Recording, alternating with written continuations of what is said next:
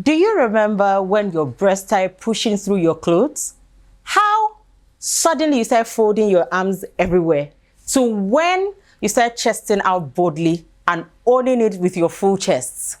Or the first time your period stained your dress and it looked like the whole world stood still. You wanted to enter the ground. From pads to bras, from don't let boys touch you to So when are you getting married? This and more on this episode of the EBUN Show. Don't touch that dial, don't move, stay where you are.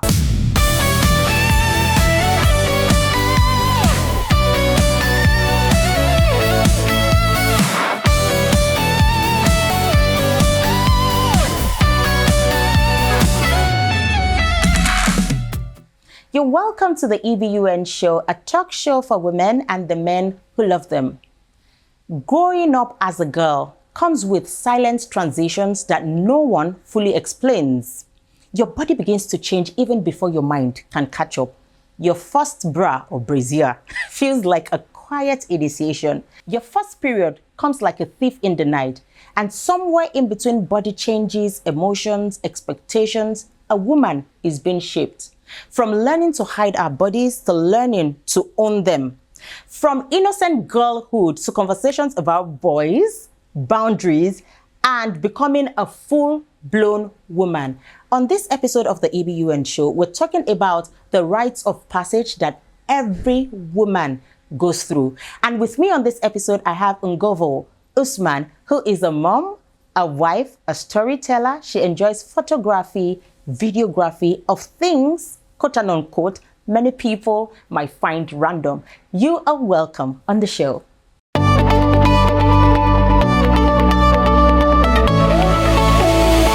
Hi sis. Hi. You're welcome on the EBUN Show. Thank you so much. I went through your blog. Oh. Yeah.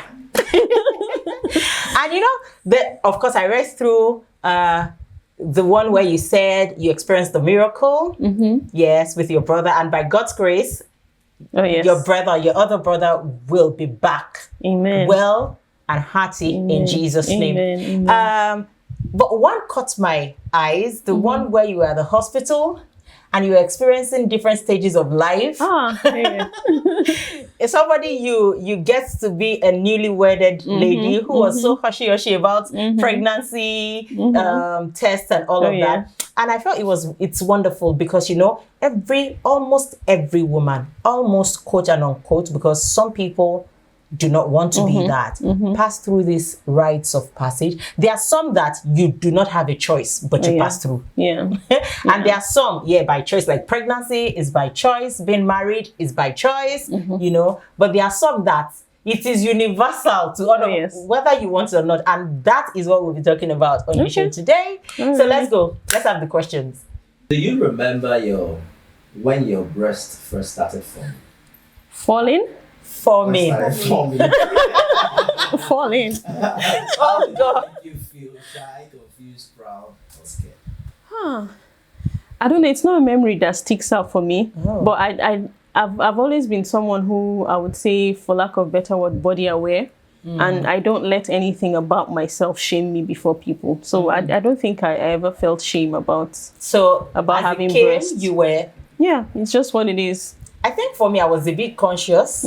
Yeah, because I have three sisters ahead of me. So I saw how it was. They would use bras, you know, in secret. You'd have tried on their bras, like, how is this thing going to? So, yeah. Hearing your answer now, I think I may have had a little shame. I don't know, because you know when they are coming out, also all you see is mainly the nipples. Yes. Before everything comes up. Yeah. So like, why does mine have to be just all over the place like that? So, but I don't think it was like really immense shame. Just no, just not being a even, bit concerned. but you just want to cover up a bit.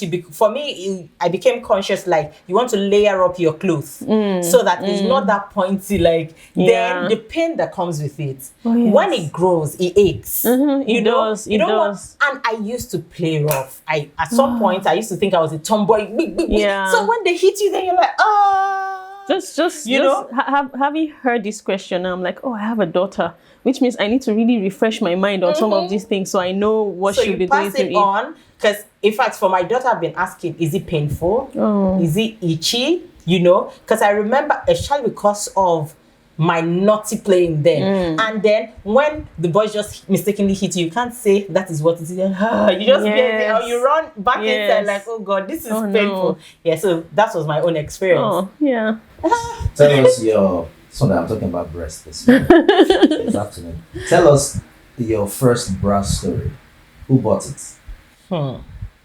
First bra. I think my first bra must have been from my auntie. Auntie? Yes. So I am from the Middle Belt, and to some extent there are certain things we have in common with core Northerners, that, you know, things are kind of hush hush. And I don't think my mom really equipped me like verbally in some of these things. So some of the things we had then were sort of hand-me-downs from my auntie. So she had a bra. I think I remember that bra. It was kind of white. My first bra wasn't new too. It wasn't. Yeah. I don't know why I couldn't just ask my mom that I needed a bra. Yes. It was one of the ones my sisters had used, and they just saw me using a bra. Truth be told, it wasn't my mom who first saw I started using bra. It was an aunt. Funny enough, not even family auntie, a church auntie. Yeah. And I said, So, in fact, how she told me was, you're using bra too early. But I was shy because it was all out there. But our mentality was, the point at which you begin to use a bra is when it stops growing. Is there really a correlation between wearing a bra too early and the breast not growing? No, I don't. I think it's just. I don't think so. What's the biology? I Yeah, didn't heard it. there's no. I don't see any biological sense in that. Like, the breast will grow when they grow. There's nothing you wear over it that will suppress stops it. Except you're on some hormone therapy or something to stop the breast growing. But I don't. This is just me. I don't think so. I've not read about it. I've not found out about it beyond that. But that was my memory. Yeah. And you see, we have to do better as mothers. Of course. I'm sure our mothers didn't intend to be like that, you know. But somehow, now that you're saying you didn't get a new bra, I didn't get a new bra too. Yeah. And apart from just the bra, I think there was also menstruation. Okay. For me, there wasn't a sit down, this is a talk about menstruation. There wasn't I had my period. So I'm how like, did it happen for you? For I was in boarding school. So I think that was another layer to it, even that perhaps even if my mom wanted the opportunity to talk about it when it happened, I don't think she would have had, because I was in boarding school. It happened, I was about 13. I was in GS2, GS2, GS3. So it happened and you just went on with it. Perhaps I had pad that year. Maybe I didn't. I don't even remember. But there was pad, there was trust. That was the pad then, trust. Mine was dramatic. You know how growing up, I wasn't this clean. You just use the toilet and stand up. They had to always chase you to go and clean up after yourself. So as usual, I used the toilet and I stood up. And mom came in to ask, who just used the toilet?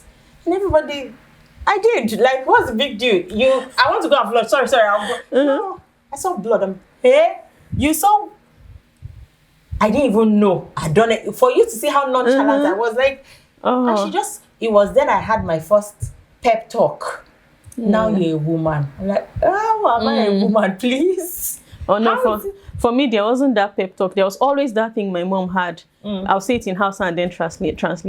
Karki yarda kowa ya cuce ki. Don't let anyone cheat you. So that don't let anyone cheat you had layers to it. It wasn't, okay, don't let anyone cheat me. Okay, how would they cheat me? Is it by money? But what she meant was, don't let anyone get you pregnant. Indirectly. So don't let anyone cheat you. Why couldn't she just say, it's sex and pregnancy? Yeah. Don't let anyone cheat you. I'm like, okay. So up till today, I think I've told my husband at some point, and he's like, don't let anyone cheat you. I'm like, but you let me cheat you though. Yeah. Oh God. Now we know. Haven't gone through it. We just have to be better for our children. So what my mom just said was, now you're a woman, don't let anybody touch you. Do you understand? There wasn't that extensive, now that you have your period, you can have a baby. Yeah, this is what it means. And I think maybe in their defense, it is because they don't want to put that. Probably they felt we're too young to wrap our heads around the concept of having a baby, being pregnant. So they either tell you that sex is bad. You know, I was speaking with a set of teenagers and I said sex is sweet. And everybody goes, oh, it is sweet. You know why? I hope it wasn't in church. It was in church. I had to tell them. I owed them that. You know why? And people were like, you were very blunt. Oh, you know why they will no longer trust us at that point? Yeah. Because you tell them it is bad, they try it and it is sweet.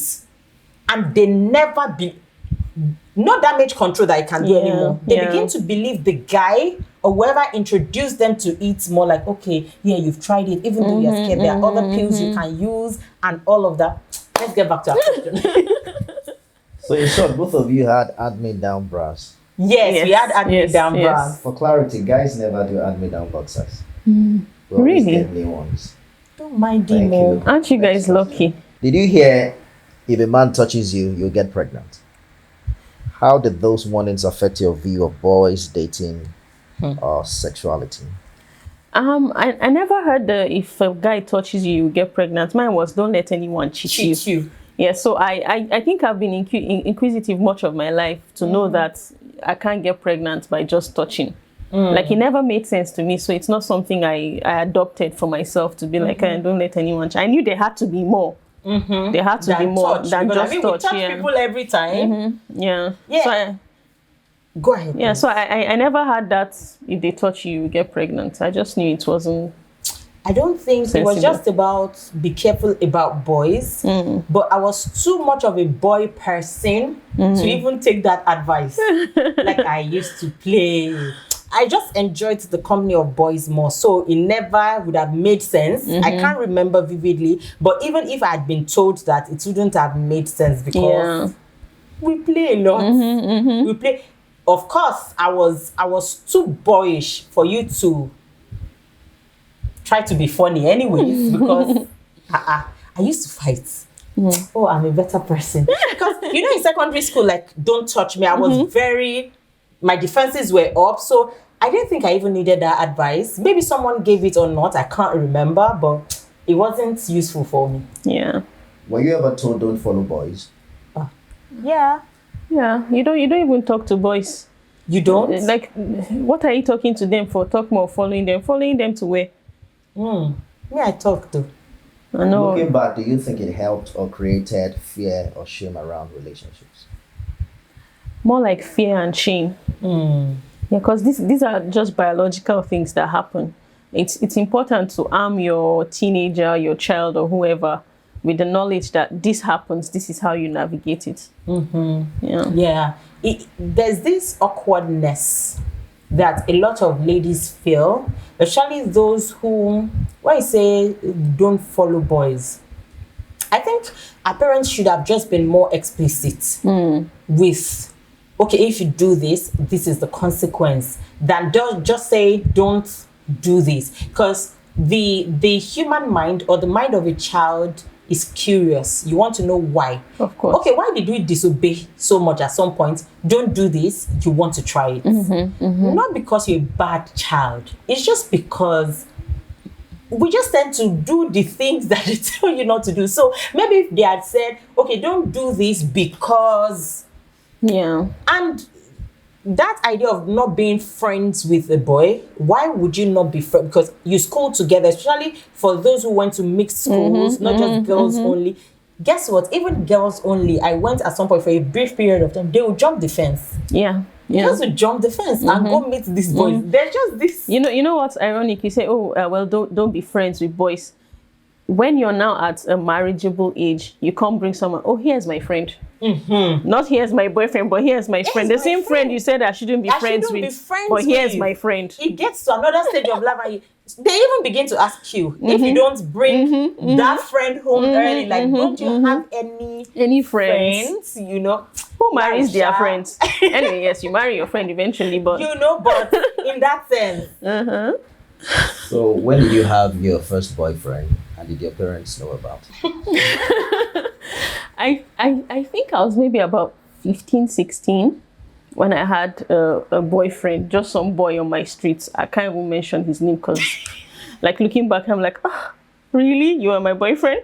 Yeah, so he was about 15, 16. I was about 15, 16. Yeah, I mean, no, I don't even want to think about it. But yeah, he was a teenager too. But now as an adult, I don't think he's like, you kind of give people, oh, you were a teenager, so you didn't have sense. He still doesn't have sense. Yeah, so yeah, so no, my parents, I don't think anyone knew. Yeah, because he was a teenager, but dude was so not playful. He was a playboy. Like you'd always see there was one other girl that would come from another street, another girl, and there was always something. Oh, they always work. So I was a home girl, so I didn't have anything to say. Oh no, I don't trust you. I didn't have street sense. Oh, okay. Yeah. So and it's still like that now. His head is not correct. No.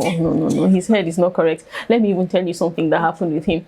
Like long after we've become adults or whatever, he followed me on Instagram. And if I don't find your life interesting, or I will not follow you back. Like I follow people that I want to see on my feed. So I didn't follow him back, and he sent me some message on or a comment on something. He's like, oh yeah, I've been following you. You've not followed me back. So I'm unfollowing you. I'm like, oh my God, my life is going to crash now because you followed me. How will I live on with myself? So I replied him like that. I don't know if he followed me or unfollowed me or whatever, but he's still somewhere there. Oh, it is well with you. Yeah. So boyfriends. okay, so for me, I think it was about the same age. Yeah, I think it was 15. My parents knew about it because it was church boyfriend. And then we thought we knew what we were doing. But apparently, I think towards the time we were going to go to school, I got a very sound advice from my sister saying, you have not seen the world. don't start making some decisions yet. You have not seen the world. You don't even know yourself yet. And in retrospect, in fact, both of us, in our different worlds, we know that we have no business being together because we're quite far apart. Well, he has sense. I think he's mature, but both of us now, looking back with our felt, we're just being childish. We're just being childish. My father got to know. My father was a disciplinarian, but on that, it surprised me. It surprised myself and my mom because I was expecting the beating of my life. But he just called me and said, "Oh, you guys are so young. Are you sure you know what you are doing? God." It's possible you end up being married. So I don't know what, because everybody just thought it was going to be one direction, punishment. Well, that was the case for my husband when he met my dad. So it was almost as if, my sister's husband didn't have a safe landing when he came. Like my father knew they were dating and all of that. It kind of got physical at some point. So when it was my turn now to introduce this guy, my friend, I was so worried. First of all, I told my mom. How old were you?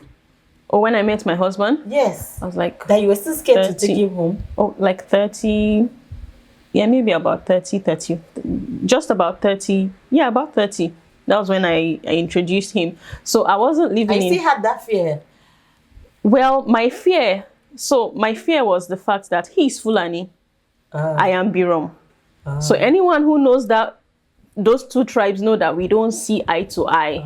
Like a lot of my family members in the village have actually been displaced from their homes because of this, crisis and all of that. So I was worried. I'm like, wow. So my dad would be like, you're bringing a Fulani man home. And it was that, it was that fear. My sister's husband isn't Fulani, but he had a hard time. So now imagine me bringing a Fulani man home. So I told my mom, okay, well, someone is coming, yada, yada. And we planned everything where he was going to stay because I wasn't living in Nigeria at the time. I came home to visit when he also came. And, there was another story too, but he also came. So I was like, okay, yeah, we planned. So my dad was kind of hearing on the peripherals that some guy is coming. So he's like, oh, yeah, so I hear some guy is coming to visit. I'm like, yes, what would you like to know? And he's like, well, what's his name? I'm like, so. So his mother is Igbo and his father is Fulani. So he has an Igbo middle name. Oh. So it was the middle name you used? No, I used all. I used all the names. So I'm like, for instance, Mohammed Chukwuemeka Ismaila. Okay. Like I used to, it's like, what kind of name is that? So I'm like, well, when he comes, you can ask him. So I'd become an adult with so much guts and audacity that I could talk to my dad like that. So I think that kind of, he was like, okay. So he left, and he drove from Abuja to Jos, and by the time he got to Jos at the park, he called me. He's like, oh, he's there. So I just called my sister. Oh, he's arrived. And that was around the same time I was having that discussion with my dad that someone is coming. So he's like, oh, so he has even arrived. I'm like, yes, we're going to pick him up. So by the time he came, my husband is quite a charmer. As soon as he came, he walked into the compound, and my dad was sitting at a very vantage point where he could see everyone coming. So when he came now, he came and just knelt, and he's like, oh, well done. And he kind of went flat on the floor. That neutralized my dad. In less than an hour, I left them. I came back several hours later. I went to the market with my. They were still together up till today. They are still parties. Nice. Yeah. Nice. You fathers are always so protective of their daughters. Unfortunately, I feel like my husband has charmed them so much that if anything happens now, they'll be like, what did you do to that man? I'm like, you guys have no clue. But I mean, that's good, isn't it? No. They should still have their arms up. Like, have your guns up, ready to. Oh, no. You women, my gender, what do you want?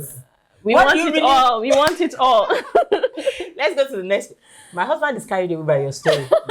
Next question. Would you allow your children date or have a boyfriend or girlfriend at 15? The same age you guys got your first. I don't know, but I think I would allow her have friends. I don't mind it. So, boyfriend at 15? Yeah. If so, not outrightly say go and have a boyfriend. They didn't have to tell us that, but we did it behind their backs. Yeah. So I would rather she brought all of her friends home. Female, male. I'll start seeing the one she's. My glasses will be down. Like, I'm looking at you, and I want to have open conversations with her. Yeah. Do you like this guy? Do you feel a type of... See, currently, when they watch movies, it's going to kiss him now.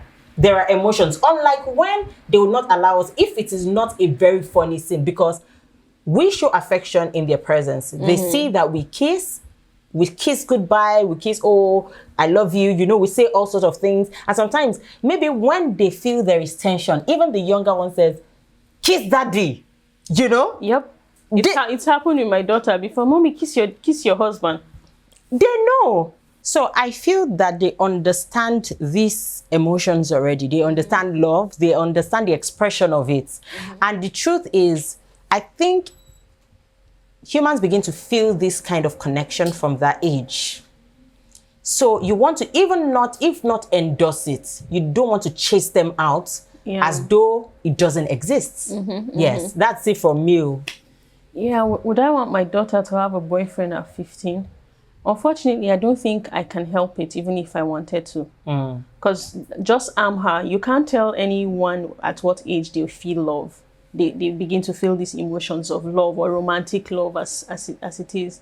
So I don't think I can stop it. I can only guide her when the time comes, and hope she makes good choices. You see, men don't want to hear. That's why he had to ask that question again. Yeah, don't stop it.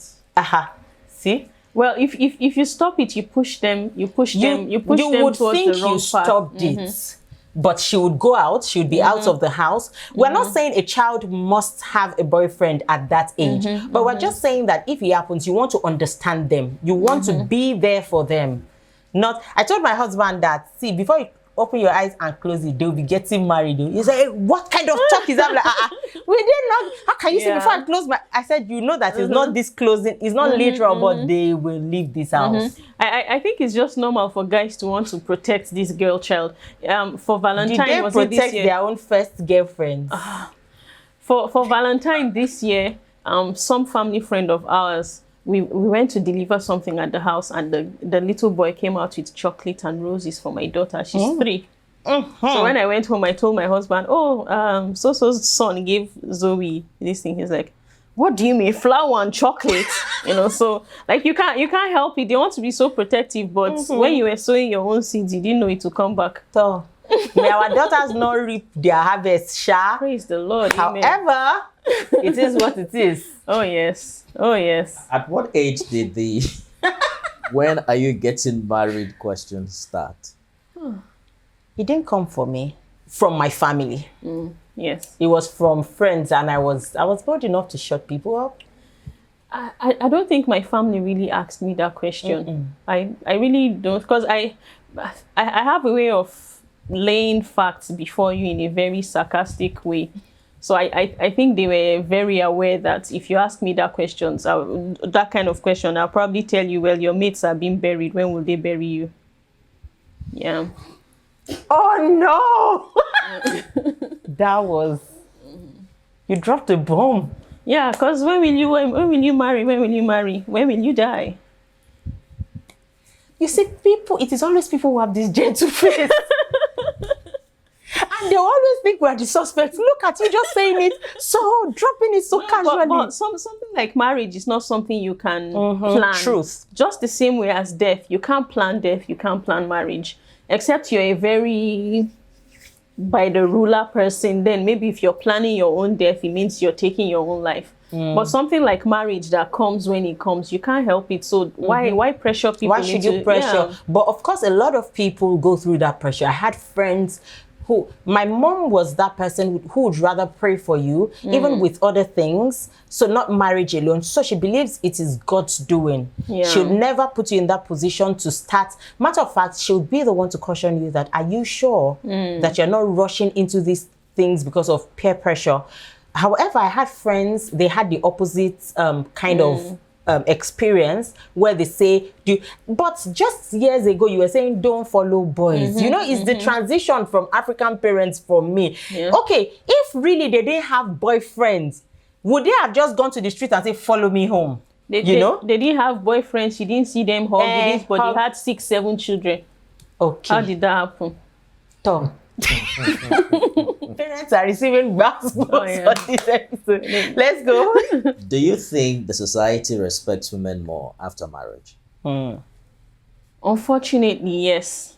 So when I first got married, I did not like the extra respect that I was getting, because just last week I didn't wear a ring and you didn't see the need to greet me as a man or give me what you got. All of a sudden I'm worthy of your greeting, I'm worthy of your extra courtesy.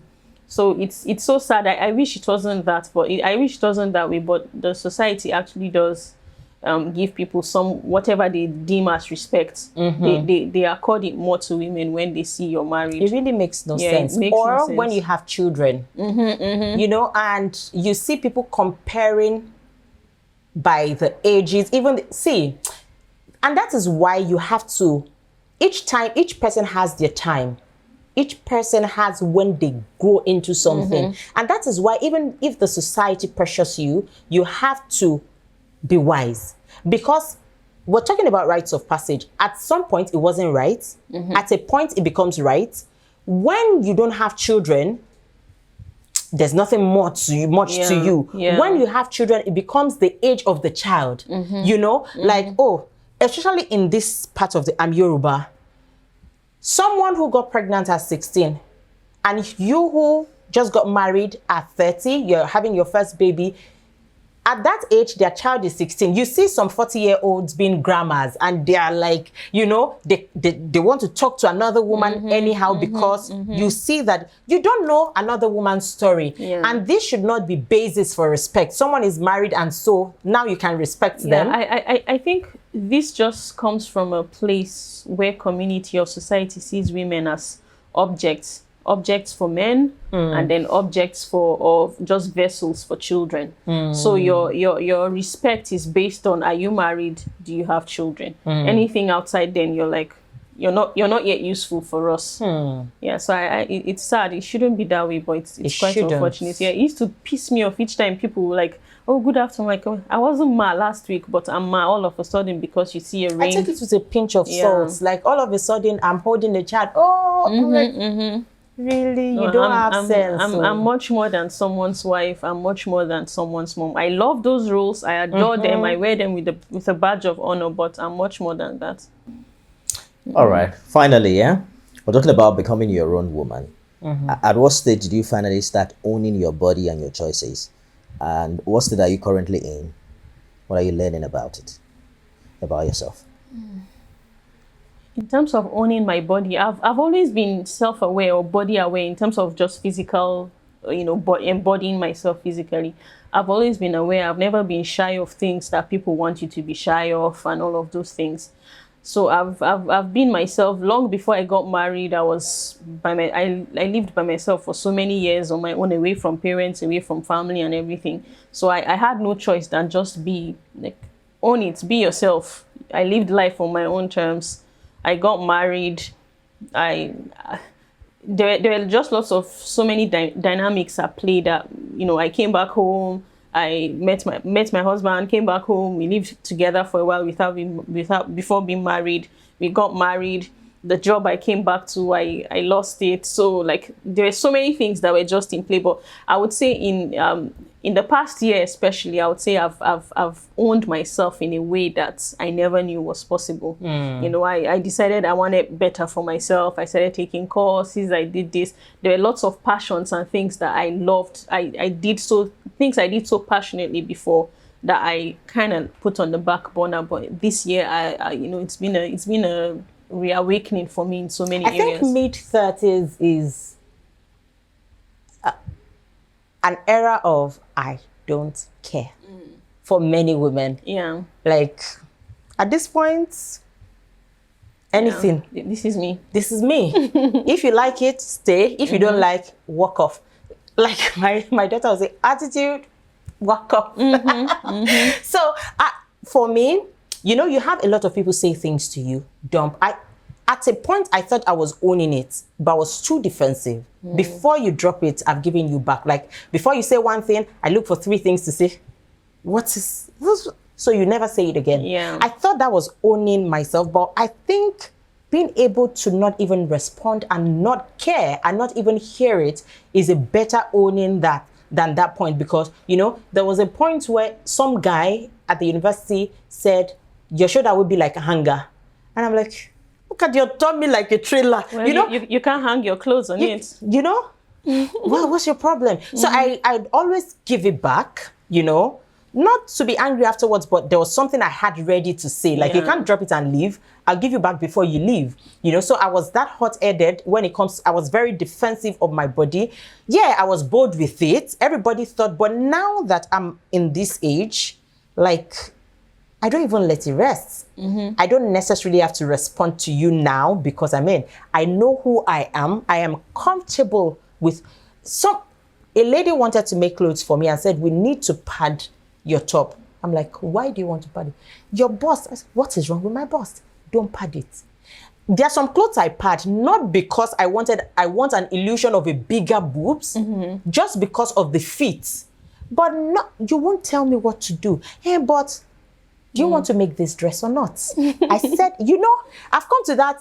It's either you do it or you leave it. Yeah. So I think now I'm closer to 40. I've always told my husband, 40 will be nasty. It's not that I will not listen to anybody anymore, but like, if it doesn't make sense, it can't stay. I don't care anymore, Like, I've lived life too. We have bragging rights, have you? Of course. Of course. Yeah. So that's it on the show today. Thank you so much for coming on the show. I had fun. Now, I know who you are. Don't step on her. She looks gentle, but she will just drop it on you. Thank you so much. Thank you so much for having me. So I want to ask you a question. We would meet in the comments. At what point did you start owning your body? And what rites of passage did you find most difficult? And have you been able to surmount it? Let's meet in the comments. I'll be replying to each and every comment. And remember, letter to EBUN. You can send me your stories, your victories, your heartbreaks, anything that you have gone through and you want to share with this community at lettertoebun@gmail.com. And I'll be reading it on subsequent episodes on all social media platforms so that other women can identify with this struggle of victories and be able to contribute to whatever it is you have decided to share with us. And that's it on this episode. Bye. We have a little gift for you. This is a flower vase from Mary Alma. They do house decors, scented candles, and diffusers. My 2 daughters Oh, nice. Mary Alma. Yeah, this Oh, is their nice. handiwork. Oh, cool. Your daughters made it? Yes. Oh, wow. Mama sprayed it. Oh, thank you so much. Thank you. This is nice. Yeah, it's nice, right? So you can place your own orders, right? Oh, nice. Thank you. Yeah, thank you too. Bye.